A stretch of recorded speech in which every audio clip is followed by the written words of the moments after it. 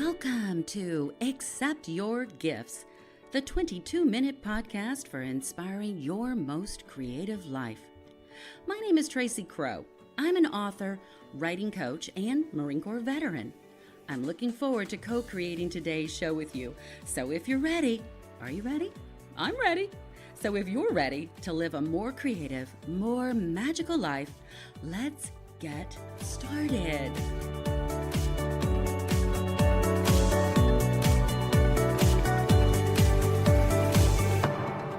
My special guest today is Antoinette Toscano.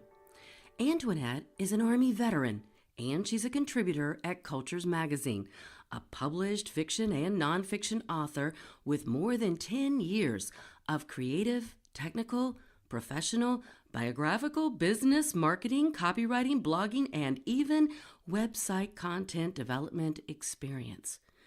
Antoinette is a speaker and an advocate for everyone diagnosed with anxiety, depression, and post-traumatic stress.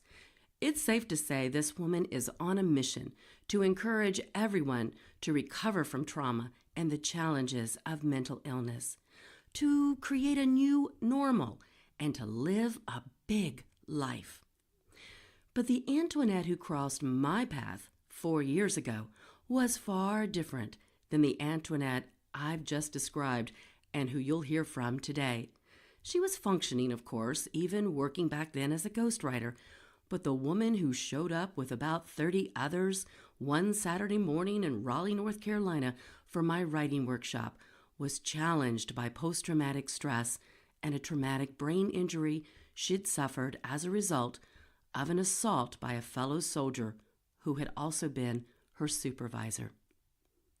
As I've mentioned in previous episodes, such as those featuring former paratrooper Alfredo Hurtado, 22 veterans a day, according to VA statistics, commit suicide. But what many of us are just now discovering is that 70% of the world's population is experiencing or has experienced post-traumatic stress. And the causes can range from near-death experiences, the loss of identity of a job, the loss of a loved one, crime-related or sexual assaults, the list goes on. Now for Antoinette, post-traumatic stress prevented her from living what the rest of us would likely consider a normal life. She was afraid to even leave her 900-square-foot apartment, and she became sicker and sicker and sicker. And then one day, Antoinette wandered into one of my writing workshops where, according to her retelling of the experience, she felt she truly had permission to write her story. Permission, finally, to tell the truth, all of it. And so she has. You see, Antoinette continued to workshop with me and 3 other remarkable women for years after that Saturday morning workshop in Raleigh, and now Antoinette has completed a memoir entitled 4 Hours to Live, Memoir of a Female Soldier. So, be sure to return Thursday for part 2 of this series with Antoinette to hear her read an excerpt from this compelling memoir. You know, the greatest pleasure of my work with veterans and military families is introducing them to the healing power of self-reflective writing and then witnessing the countless transformations over time. But Antoinette's transformation? This one tops my list. And after you hear her reading on Thursday, you just might want to return to this episode to listen again and marvel with me at all that this woman has accomplished. Antoinette, I wanted to introduce our listeners to you because I've watched firsthand the incredible personal growth you've accomplished over the past 2 years. And I don't think it's a leap to suggest that this growth first began with your willingness to examine your life through self-reflective writing. Can you share a little bit about where you were just a couple of years ago when our paths first crossed? Sure, absolutely. When I first left the Army, I started seeing a private therapist who suggested that I start journaling. And that was the beginning of self-reflection, just writing down anything that I was thinking, anything that happened during the day. So fast forward, by the time that I met you, I had just come up out of a fog of severe anxiety, depression, PTSD as a result of my military service in the Army. And I was wanting to live a different life. I had been, as a result of PTSD, I couldn't leave my 900 square foot apartment. And I knew that that was not the life that I wanted to live. And so I began writing. So what was it about the writing, you think, that helped you to move out of that space where you were, that somewhat depressive and oppressive space that you were, this basically a self-imprisonment? Right.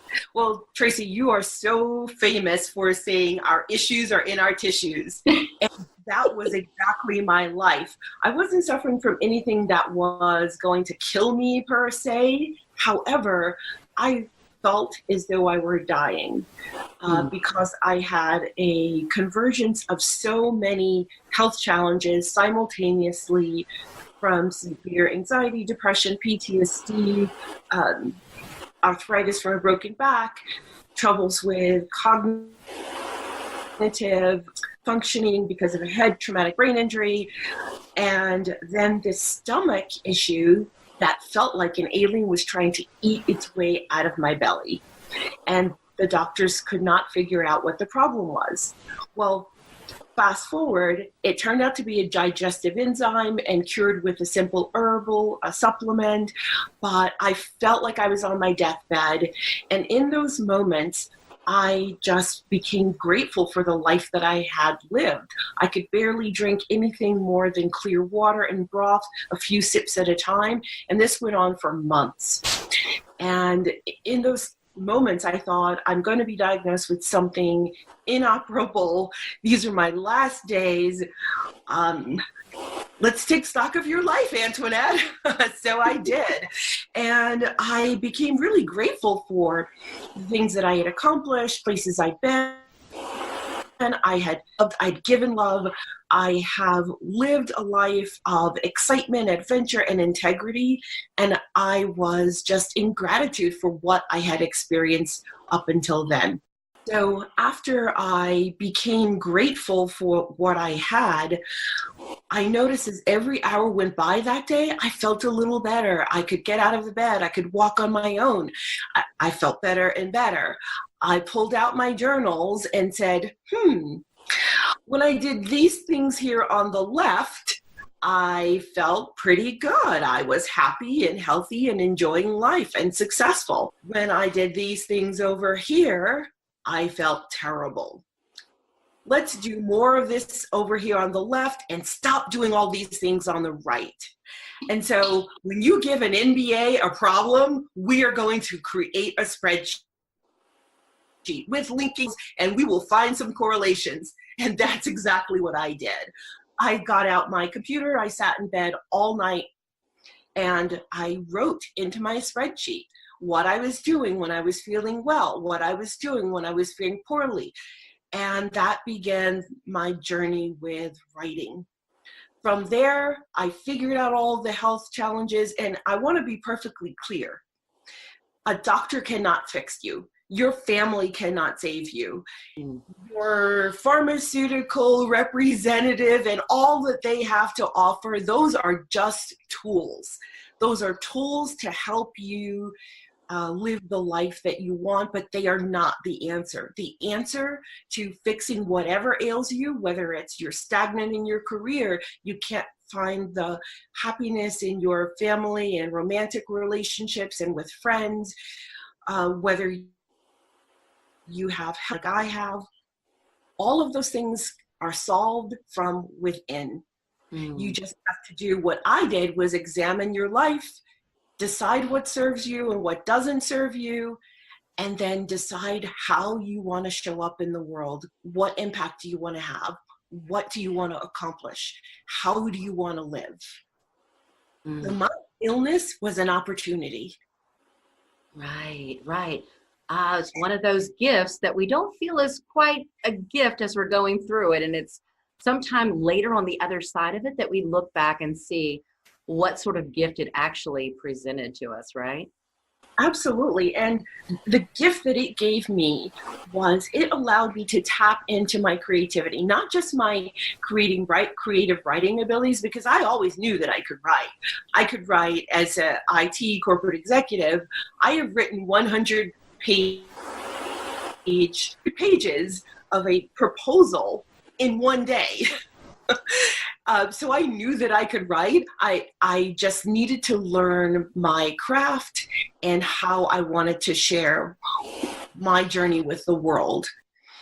So I decided that I wanted to create my own life. Create it from scratch, not from what society said I should be as a successful 50-year-old woman with an MBA, or what my family or religion said I should be. I wanted to create a life that resonated with my essence. Some people might say soul, that thing that makes you uniquely you, the thing that transitions when you pass on into your next existence. That's the thing, not this body, but that's the thing that goes with you. I ran everything by my core, my essence. If it did not ring true, if it did not serve the life that I was custom creating out of my own isness, then it wasn't for me. Well, let's talk for a second about what you said a moment ago about everything else out there externally. They're tools, but only you can fix yourself, and that requires going inward. But what does that journey look like? Because we can talk about that, but I'm not sure all of our listeners, no offense everyone, but I'm not sure we all understand or have the same frame of reference for what it means when you and I or others talk about going inward. What does that journey look like, and what are we discovering there?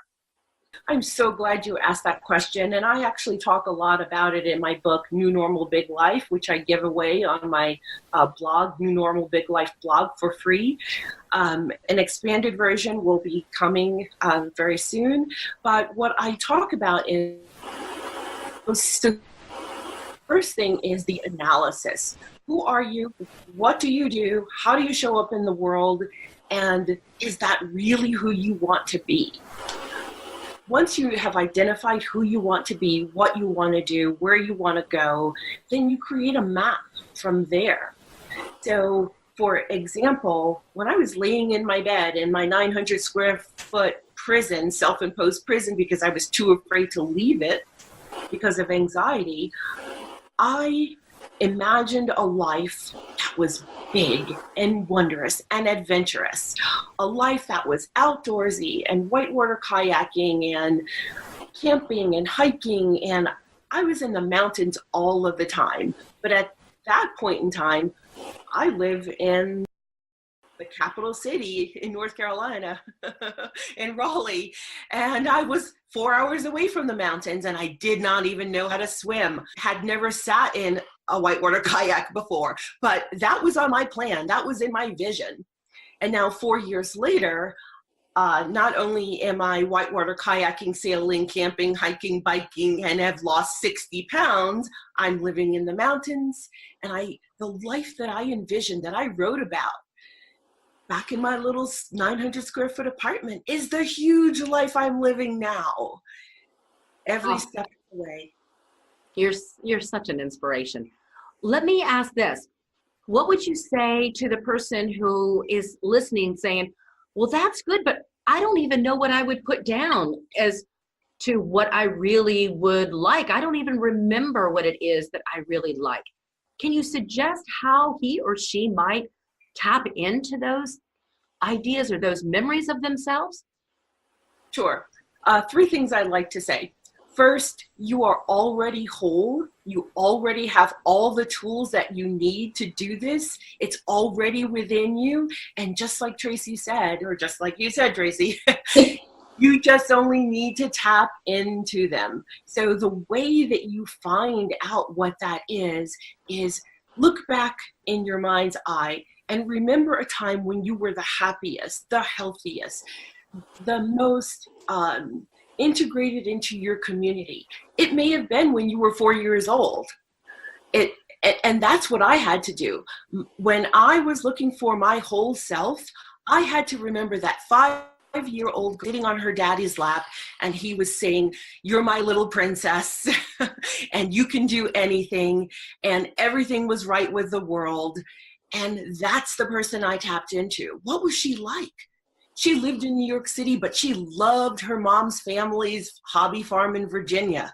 And she was barefoot, and she was farming, and she was hunting and fishing, and all of those things that outdoors people do.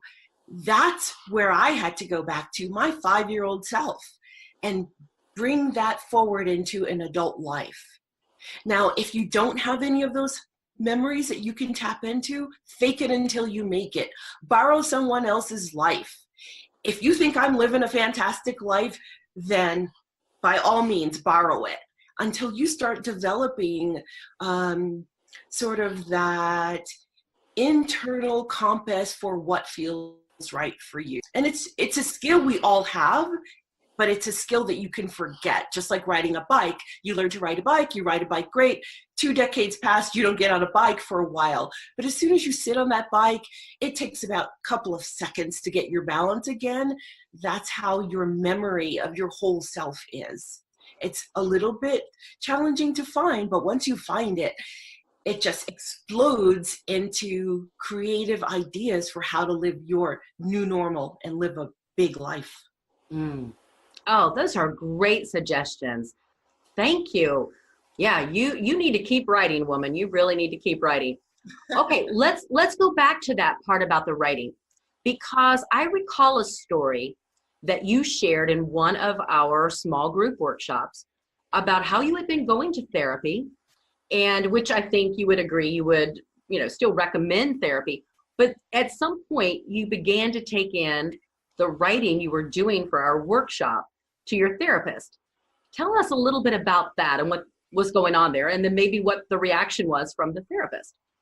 Yes, so I did not tell my therapist what I was doing. I just showed up one day with the rough draft of my upcoming memoir, 4 Hours to Live, Memoir of a Female Soldier. And I started sharing this chapter, and I asked if I could read something, and I just started talking from my written work.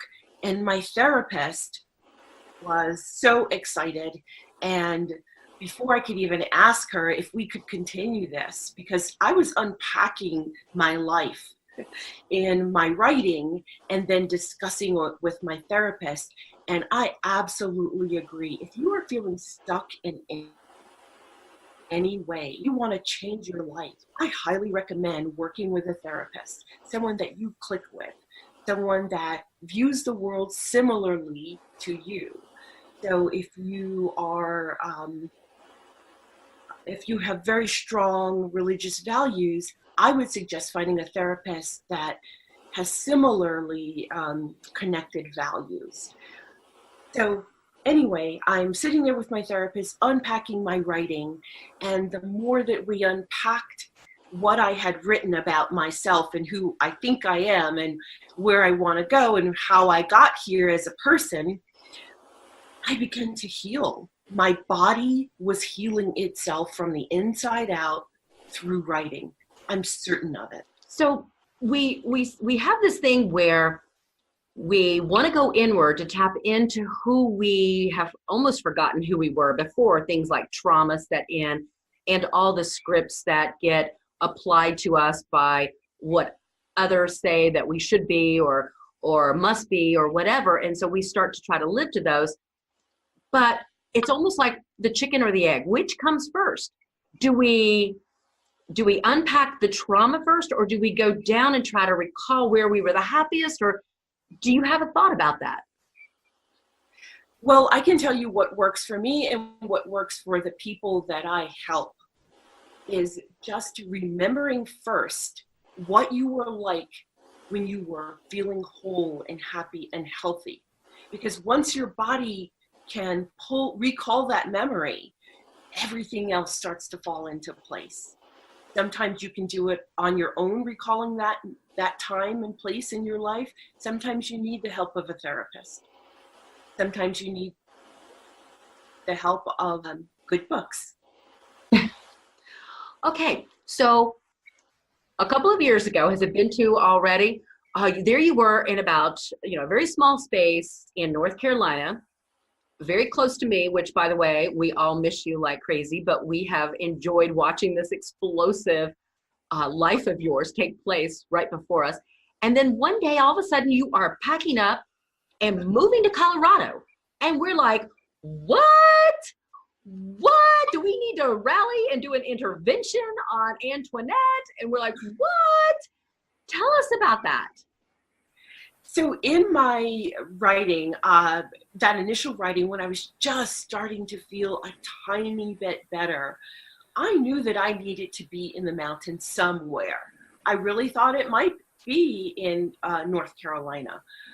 However, the universe sent me a trip, a whitewater trip adventure, 15 days on this, 15 women veterans on the San Juan River for 5 days. Whitewater kayaking, camping, hiking. Talk about a lot of time for reflection. Right. When I landed in Durango, Colorado, I knew at the airport that I had landed in my energetic home. People were talking to me, they were connecting with me, and I'm the person who was like, I have PTSD, please do not talk to me because I am so anxious right now. Can I just get out of this space with all of these people and breathe? But people were engaging with me. I felt calm, I felt at peace. When I stepped outside, the air was the sweetest I'd ever smelled in my life. And I've been in the mountains all the inside of the US, but it was just something about that Colorado air that just, my ancestors were saying, this is your place. I could feel them inside me saying, this is your place. This is your tribe. These are your people. They get you. And for the first time in my life, everywhere that I went when I was in Colorado, everyone just kind of got me. They understood me. I wasn't the weirdo, the freak anymore because they were just like me.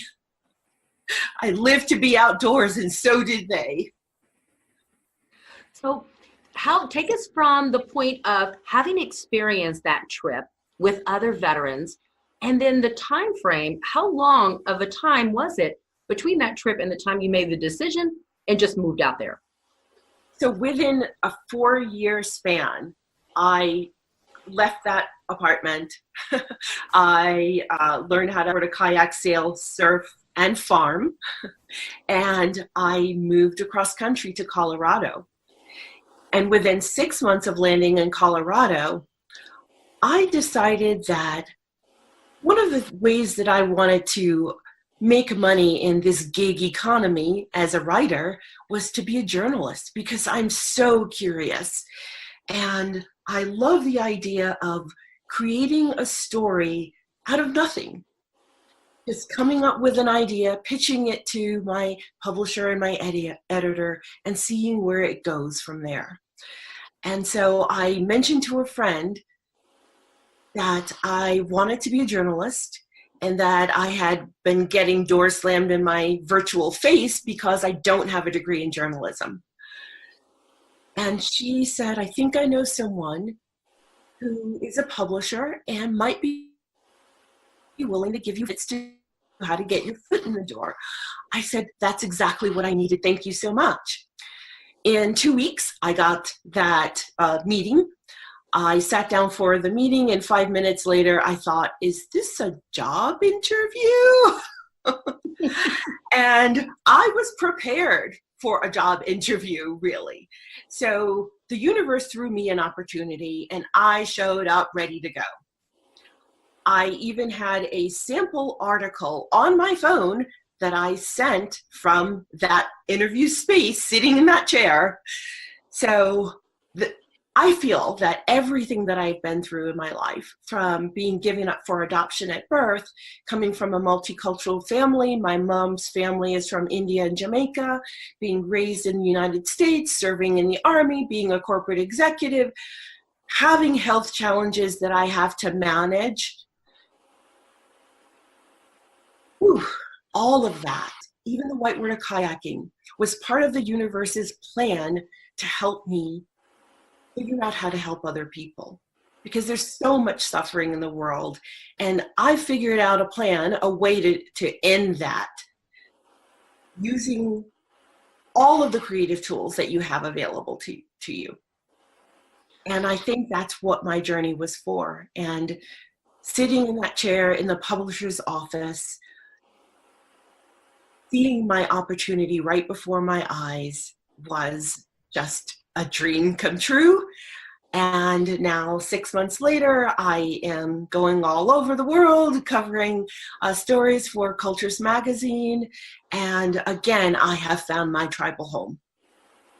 Antoinette, if you were to have the opportunity to speak to that 22-year-old version of Antoinette, who was traumatized, who had gone through an awful lot with the Army and a lot of other issues and, war situations and stuff like that, what would your 50-year-old Antoinette self say to that 22-year-old version? I believe the best thing that I could tell her is to live creatively, to create your own life regardless of what label other people assign you. Decide what is right for you. Decide what is that thing that excites you, that makes you want to get up in the morning and just run out of the door to live your life. What gets your adrenaline pumping? What is the career that you could do that doesn't even feel like work? Who are the friends and the romantic partner have that just seem to flow effortlessly? Those are the keepers. Everything else that's really difficult and heartbreaking and challenging, and not to say that creating your perfect dream life is not heartbreaking and challenging, but it's a different type of heartbreak. When you're living your authentic, creative life, it feels easy. My old life felt so difficult. And facing a raging Class 3 river with giant boulders sitting in front of you, it's not exactly a walk in the park, but it's so easy and so comfortable and so exciting and happy because it's my happy place. It resonates with me. I wonder how many of us always associate, when we talk about living a creative life, that creativity must revolve around the general arts, the writing, the music, the dance, all of the typical, the visual arts, all the typical arts that we think of when we think of creativity. But I've seen you not only do those arts, but you take creativity to a much broader definition. So can you give us an inside glimpse of what you mean by living a creative life? Well, I use the word create your new normal because you really can custom design, custom build from nothing, from just what feels right for you, this new amazing life out of just whatever you think it should be. So I use creativity in the way that I create kinship. I have a very small family, and my parents are no longer with me. My oldest brother that I love very much is no longer with me. And my family is just getting smaller and smaller. I created kinship out of wonderful people that I've collected, like you, Tracy, in North Carolina, and friends across the world and here in Colorado. So that's one way that I use creativity. The problem was I don't have a lot of family, and I miss that. I miss being surrounded by people who love me and whom I love. And so I created kinship out of total strangers. And that's one way that I'm using creativity in my life. That has nothing to do with the creative arts. It's just being creative about how you solve problems. Exactly. Oh, that's so beautiful. And that is so clear. You know, we can be creative by hosting a dinner for friends and, providing that pathway for friendship and joy in an evening. And if we're so stuck on our own definitions or limitations about what being creative must look like, then we miss out on all the other opportunities and possibilities. And so I think that was what you just described was beautiful. You are creating your life, period. And some days that might involve writing. Some days that might involve a lunch with you friends or kayaking down a river. That would not be my choice, but that's okay. I love to look at the photos on Instagram. So is there anything else you can think of adding to that you think our listeners would really benefit from? It's two words.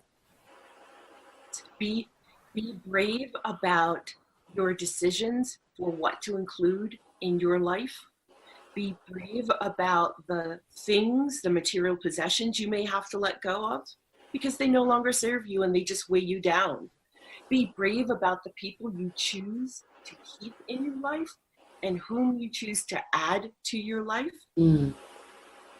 Because if you follow the societal, religious, cultural standard for your life, it's very limiting. And we can get stuck in our limited beliefs because we only learned how to be from a handful of people who influence us. If you really think about it. Yes, of course, there's all the people that help to educate you and that you attended school with and that you have been involved with in your career and your friends and family. But it's really just a very small number of people. So add lots of different perspectives to your information gathering before you decide where you want to go with your life. And I did that in my romantic life. I'm 51 years old. And some people were like, you're going to divorce your husband and do what? Move 2,000 miles away? Why? If it's not for a job, then why do it? If it's not for love, then why do it? Because that move resonated with my soul. Forget what everybody else thinks. So everyone thought a 51-year-old woman should be building her rocking chair and getting ready to go into a retirement home.